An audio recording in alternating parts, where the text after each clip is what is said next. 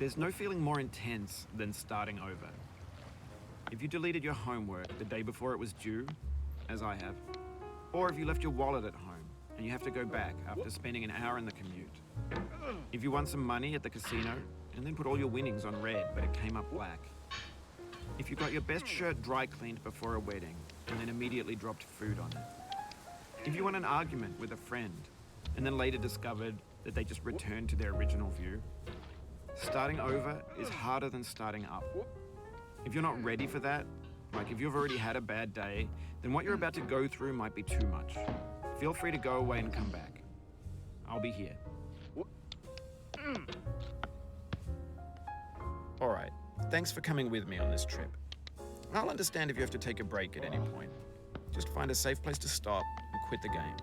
And don't worry, I'll save your progress, always, even your mistakes.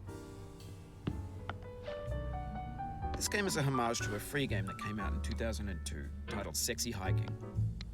The author of that game was Jazuo, a mysterious Czech designer who was known at the time as the father of B games.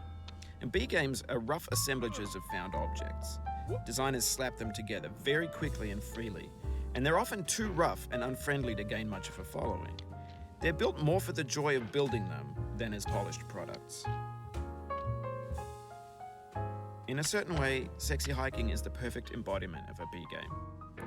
It's built almost entirely out of found and recycled parts, and it's one of the most unusual and unfriendly games of its time. In it, your task is simply to drag yourself up a mountain with a hammer.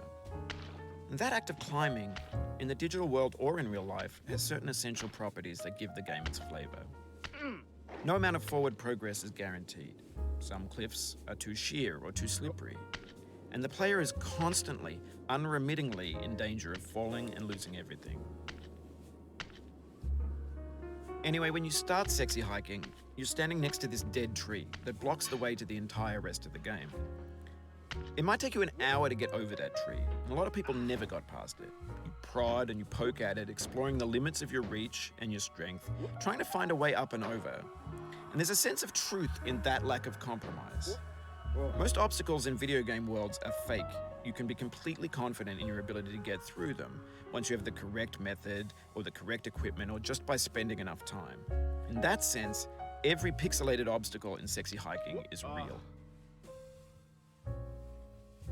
The obstacles in Sexy Hiking are unyielding,